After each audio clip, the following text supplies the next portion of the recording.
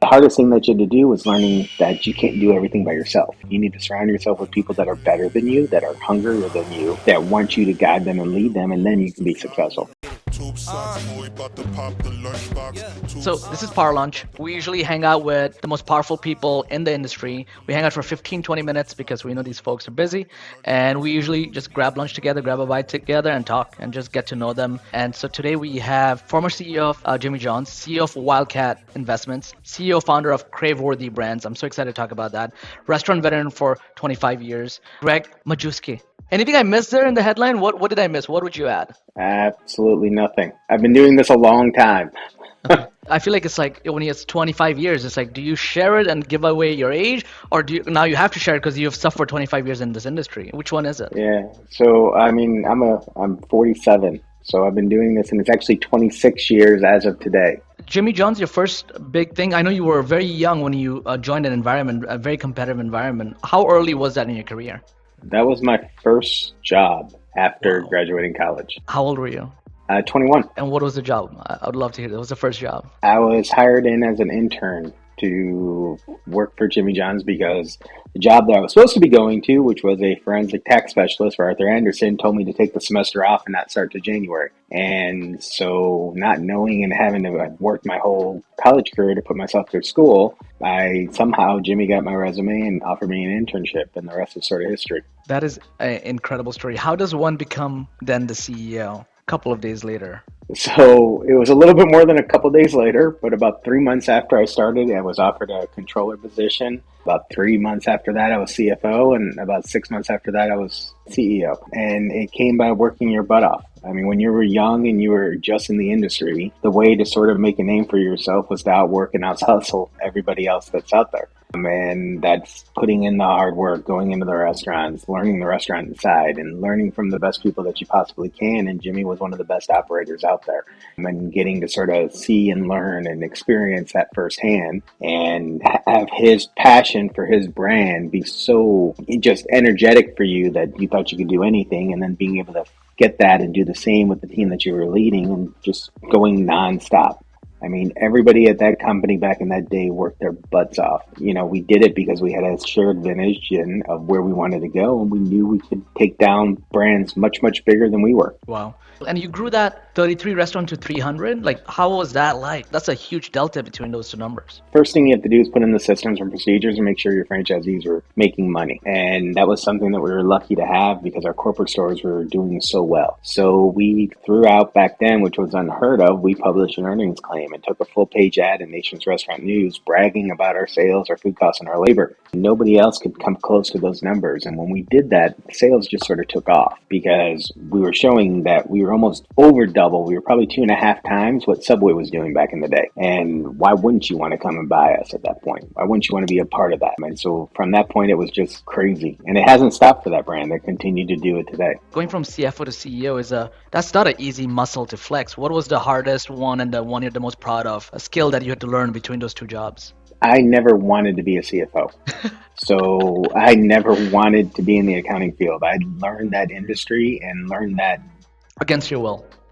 Well, because I was good at it and because it gave me the best well-rounded education to be an entrepreneur. And so when I was going through school and all that, my dad and my family kept telling me if I wanted to go into business for myself, you had to learn the numbers and be able to see the numbers and understand the numbers. And that was why I took that path. Magically, I was very, very good at it, and I can see numbers in a different way than most people can. And that sort of steamrolled that. But the hardest thing that you had to do was learning that you can't do everything by yourself. You can't lead an organization and expect to do every aspect of it by yourself. You need to surround yourself with people that are better than you, that are hungrier than you, that want you to guide them and lead them, and then you can be successful. That was the hardest thing to learn at that age, because at that age, I thought I could do everything. You know, I was a cocky son of a bitch that thought I couldn't be stopped. And it took me a while to actually learn that I needed to build a team that was unstoppable. The hardest time of my life was last year. You know, I was similar, like we raised a lot of capital, super cocky, until we had to do layoff and get smacked by the economy. me. And then growing up had to happen. And what I did was I went deep into the number. And the best thing I've ever done is become someone who looks at the company from the numbers. And it's been a huge game changer for me. And also, it just makes me realize all the decisions I made before that were so off when you're not really deeply rooted in the numbers. So are you making better decisions now, even at Craveworthy, because you have that, finance background? Yeah, because I mean, everything drives back onto that. So not every restaurant's going to be a home run. Not every restaurant's going to work. It's knowing when to get out of them, knowing when to close them, knowing when to move them, and not being attached. So it's more than that. It's understanding that in this industry, especially the restaurant industry, you can't be so attached and in love with one spot that you can't gamble. Now, that's hard for people that only have one store. What the hell do you do at that point? Well, not every restaurant's going to be a home run. And so how do you make it better? What do? You got to think of things differently. And the numbers help you drive that. You still own a couple of Jimmy John's. You still own 9 of them. Is this true? Yep. Any reason? It holds a special place in your heart, it seems.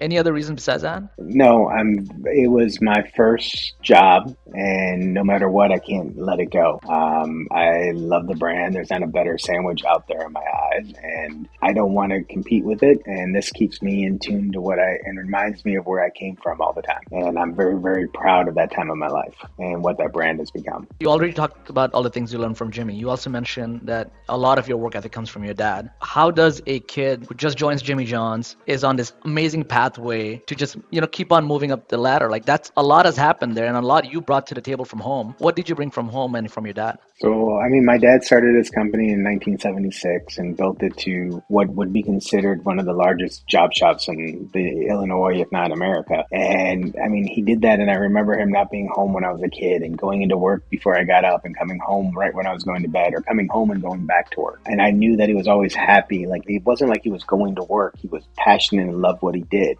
He wasn't doing it because he needed to have the job. He was doing it because he loved what he did. And that sort of was what reminded me, and I took away from my dad more than anything, was that you have to love what you do. The other thing that I took from my dad is that you have to have a heart, and you have to lead with that, and you have to take care of your employees. And it's okay to yell and be mad at them, but at the next moment, go back and make sure they're feeling good and go out of your way to help them when they need something. And my dad showed that day in and day out when he went into his job or his factory, and that rubbed off on me. And I continue that principle. Is what guides me today, is that you always should take care of your staff and always make them a focal point.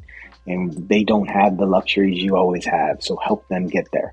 And make that your passion, is to make them successful. You said you can't do it alone. You have to learn to hire people hungrier than you. How do you do that? I genuinely, personally would like to know, how do you convince people hungrier than you to come join you? I feel like if I can unlock that, I can build a massive business, because we're still small enough where a lot is on me, and not for good reasons. So how do you convince people hungrier, more talented than you to come and join you and, continue fighting for your vision? So when you create something and a culture in place that everybody's making money and being successful and going on to the next great thing in their lives, that just naturally happens. So if you're being authentic and always making sure that the people are your most important thing and you want them to be successful, then hungry people want to come to you because they see what you're doing for other people. The second that companies start talking about DEI and doing it just to do certain things and stuff like that, it's fake. And so the way not to be, and the way to build it where people want to be lining up to come to work for you, is to be authentic every day and just sort of lead with that. And that's hard for people because you get stringed. Oh, I got to do DEI now. Well, you should always be doing DEI. I mean, I was doing DEI before it was cool to be doing DEI.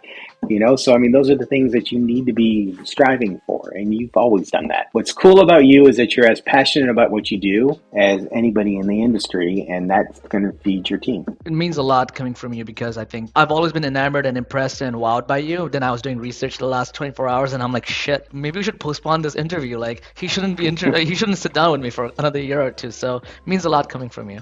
No, I mean, and like I said, I love surrounding myself by people that are passionate, and you are that. Zach Oates is that. Jeff from Wow Bow is that. Sam and Josh are that. I mean, and surrounding yourself by people that have the same principles and desire, you all just get better. And that's what it's so great about this industry, is that everybody should always be willing to help anyone else, because we don't have any secrets. Let's make each other better. And that's why we connected right away. Absolutely. One of the things I'm enamored by is what you're building at Craveworthy. You just announced it this year. You already have 7 incredible brands. I'm sure you have one more between yesterday and today's research. You're collecting these incredible brands. What are you building over there? What does these brands have in common? What's the vision there? I would love to hear from you. So I wanted to create a company that was different and a disruptor in the industry. I wanted to create a restaurant company like no other restaurant company that's ever been done before. And that's what I took from Jimmy John's. We were a disruptor in the industry. We changed delivery. Sorry, my lunch just got served because I was hanging out with you. So Hand-sliced Italian meats, piled high for you to eat. The Italian nightclub, only at Jimmy John's. just sorry So about that cameo. So if we didn't run delivery the way we did and Jimmy didn't push that, third-party delivery would never have been a thing, and you can say Jimmy disrupted the industry. That brand changed the course of the restaurant industry. I want to do that again. So that's what we're developing with Craveworthy. And we want to bring in brands that have white space. And what I mean by white space is we want to have brands that have room to grow, or there's a king out there already that we can go ahead and take on. And second is a wonderful spot to be in this industry. We want to give back to these emerging brands that can't do it themselves, where the big brands could squash them. We want to make sure that doesn't happen. And we want to help them become the next great restaurant concept. And so that's the idea behind Craveworthy. As of today, we actually have 11 brands. We're not announcing 4 of them. They'll be announced later this summer, over the course of the summer, but there are 11 brands under the portfolio as of today. I mean, they're incredible. If someone is like, okay, what's the difference between Wing It On and Wingstop? And you've talked about this in the past. How are you describing the two? I know why already, but I would love to hear from you on why bet on Wing It On. So Wing It On, for example, is no other wing concept on a national level or a chain has ever won the best wing sauce at the Buffalo Wing Competition. Last year, they won best medium sauce. So when I heard that and I met Matt and the passion and the excitement for it, I want food that's Craveworthy. And after trying their sauces and all this, the food is Craveworthy. And that's why those are the brands that I sort of bring into my portfolio, as brands that I think the food is better than somebody else's. Wingstop is average. The food is good, and it's getting it because there's no real major competitor out there. So if there's somebody that comes in with a better product than theirs and puts them on notice with better sauces, better chicken, better everything, you're going to be able to take market share away from them, because that isn't out there right now. And that's what Wing It On is. And that's why I loved it and wanted to be a part of it. Wow. Show me a team and we can see how great that company will be. Like, I would not bet against, first of all, not against you, but your leadership team is also incredible. You have people from McDonald's, Einstein Bros, First Watch. You have so many incredible people. You just have Thiessen just joined your team. Is that true? Yep. And you guys already are posting pictures of deep meetings on LinkedIn. Like, tell us about this team you're putting together. So as I said, the most important thing that we do in this industry, if we're going to be successful, is create a team that's hungry and believes in where you want to go. I'm very, very lucky that that's something I'm very, very good at, I guess, because I continue to get these incredible people that want to work for me. And I continue to get incredible recommendations from people that used to work for me on people to hire. And that doesn't happen if you weren't someone that advances people's careers. But we're going to build the best team in the restaurant industry, and we're going to build people that are going to make sure that our franchisees and our employees are able to grow and succeed and get that return that they're all looking for. And that's what we're driving. That's awesome. You just mentioned franchisees. I know you feel passionate about franchising. You believe it's still the American dream. I grew up in Queens, New York. I came here as an immigrant. I started my job as a busboy at a burger joint. My father was a taxi driver, but my mom was a worker at a Dunkin'. The thing about Dunkin' Donuts in America were, especially on the East Coast, Bengalis all franchised them. So the mobility in the Bengali community and the Indian community is franchise and move up the ladder, the social ladder. So, I believe so much in franchising just firsthand from my parents. Tell us about why you believe it's such a great thing for humans and why is it such an American dream? No other business model allows you to go into a proven system. So when you go out and you create a restaurant on your own, and the first time you have the right recipes, you got the right procedures, you got to have the right marketing and everything else. Franchising gives you a proven system, or supposedly a proven system, that if you execute and follow, your chance for success is greater than if you go and do it on your own. And to take that kind of risk and that capital and your own net savings and all your hard work that you've been saving for years and giving somebody $300,000 or $400 or $500 or today $1 million on some of these, put away that money and go into that kind of debt and not go into franchising, to me, baffles me, because here you get a head start on greatness. The system and all that is already done. And the other part is that when you're looking for a franchise. I believe that the franchisor determines how successful you are. And that doesn't mean that it's a guarantee that if you come to Craveworthy, you're going to make and have the best store in the world. No, it depends on your work ethic and how you put the systems in place. But the best franchisors make every decision that in the eyes of the franchisee, and makes those decisions on that if you're going to spend another 10 cents on meat, or you're going to put another $5 a square foot into my build out cost, what is that going to do for me? And the best franchisors look at all those costs and want to make sure that the franchisees are going to get a return on any dollar you spend, so they make their money. Because if you create raving fans in your franchise community, they're going to go ahead and continue to build stores, and then the franchisor is going to be more and more successful. So why take all these raises or kickbacks or rebates that franchisors do? Why continue to pile those in? Yes, it's a money stream, it's revenue, it's wonderful, and everyone takes some, but why take more and more when you can make your franchisees more and more successful? And then what are they going to do? They're going to buy another store. And if they buy that another store, you make way more money than you do on the rebate. So why wouldn't you do all in for them? I believe you. If someone else, I'd call secretly bullshit. That franchising is the American dream. But you approve a lot of single unit franchisees when you're at Jimmy John's. That's not normal. People don't love doing that because get someone who can open 5, less headache, one neck to choke. But you are approving a family. You are approving a single unit owner. You are helping people find social mobility. So you really, put that out there. But that's more work. And I'll tell you that's a little bit more work. It's a lot more work, but it's also, they're going to go in and they're going to be the harder worker. So they're going to go in and they know they're putting everything on the line. They're going to do everything you're asking for them to be successful. They're going to be in there night and day and build that fortune. And when they start hitting, they're going to line up to do the next one. And you're going to want to give that guy the second store because he just proved that he kicked ass for you in the first store. And then you're going to go and continue and continue and continue. Now, does that mean that you don't sell the multi-units? Absolutely, you sell them. But you want to give those people the opportunity. I mean, we have a program for all of my brands. So Craveworthy has a program. If you come in and you're in the management team of a restaurant for 3 years, I go ahead and waive all royalties for the first 2 years up to $300,000 because I want you to be successful. So if you come and work for me as a manager, we train you, we get you to buy in, we teach you how to operate. We then go ahead and put this kid or this individual into a store, and now he's got this knowing that the first 2 years he doesn't pay royalty. He can pay down his bank debt and everything else so much faster. Just use that 6% or 5%, pay off the bank instantly, and then I'm setting them up to win. And that's something I want to do. I want to give back. We said all the time, and Jimmy said it all the time, and it's something that stuck with me. I want to create millionaires, and that is my job from what I do. I want my team to become millionaires. And this is a way for that I'm able to kickstart people to help them, And so now, as we've announced this, I got all these managers lining up wanting to buy stores. They're all giddy about it. Oh, I can't wait to do this because they can now afford to do it. Go to a bank and tell them, oh, my franchisor is not going to make me pay anything for the first 2 years, and that all goes to you. How much easier is it to get financing? Wow.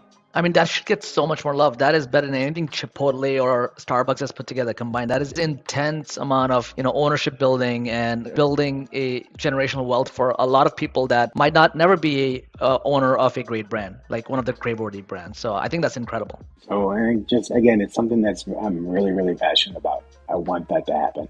And franchising is a big strategy for Craveworthy itself, right? For you, you want to be a great franchisor. What else are you doing besides what you just mentioned, which I think is incredible to attract franchisees? Being ourselves. I mean, and that's really it. We have to be authentic to ourselves. It may not go as fast as we'd like it to go every day, but if we continue to be ourselves and treat the people around us right, then our franchisees are going to continue to line up. So we announced Footlong started franchising April 15th. In the first month, we got 1,200 leads No, it did for not. a new brand. 1,200 leads? 1,200 leads Wow. in the first 4 weeks. Wow. So, I mean, it's just the excitement's there. We're doing it right. And we have an incredible team to take care of them. And with Jeremy coming out now and everybody else that we're bringing in, the team's world class. And our franchisees will be taken care of in a world class way. Wow. You brought the word authentic a couple of times, but authentic has a price. It's not easy being authentic or being yourself or being direct or being honest. I read that you want to sit down with Elon Musk. He reminds me of someone who's very painfully himself. And what that does is it has a lot of benefits, but it's also hard. It's hard being a leader that doesn't say yes to everything and has core values that they stick to. And pressures being a leader, you go everywhere the wind blows. Hey, we have to do DEI, we have to do ERG, we have to do this, we have to do that. Because it takes a lot of courage to be a leader. Where do you find the courage courage to be the leader you are, because it does take a lot of courage. You rest on the values that you were raised with and what you believe in, and don't deter from what that is. And I mean, one of my biggest things that gets me in trouble sometimes is that I'm too blunt. But I don't know another way to be, and that's the way I am, and I'm not going to change because it's who I am. And so continue to be yourself and the way you are, and continue to lead the way that you believe in. And again, you're always going to do it for the right reasons. And if you believe those reasons, and the people that you surround yourself around believe in you, they'll believe in those things. So you don't have to go and jump on every shining thing that sort of hits the market today, or every hot new thing. If you're doing your values and carrying them, you're already doing most of those things, if not all of them. So none of those things should ever change the way a company is. And that's what I've always believed in. If you just treat people the way you want to be treated, then you're taking care of everybody every day. And it blows my mind right now that you hear all these companies and all these other things trying to go after one segment or the other. Just take care of everybody, and, be loving and caring towards everyone, and magically every good things happen. But you can't fake it. And especially in today's world, if you fake it or you put out something just because it's some month or some hot new trend word, and you just do it for that, the generation that's now, the young generation, instantly knows you're bullshit. You can smell it. Yep. And so it's just better to not say anything and just lead continually the way you always did. And magically people will believe in you at that point. I've had so many of these conversations. This was a pleasure, an honor to sit down with you. It was going to be an honor and a pleasure to sit down with you before this conversation. But just having this with you, you just always having such great core values. It really is inspiring, right? I came from the restaurant world as well, and seeing you is like, oh, okay, there's a lot I can emulate from him. So that's one of the things I'll take away, which is I need to bother Gregg more and learn from him more, because you're doing some incredible things. You're doing it your way, and you're building an incredible portfolio of companies with Craveworthy. You've already done incredible things with Jimmy John's. So I'm so happy the industry has it, and I'm so happy Jeff invites me to dinners where I can hang out with you for a little bit. Well, I'm glad I got to know you, and I'm thrilled to see what you guys do. Thank you.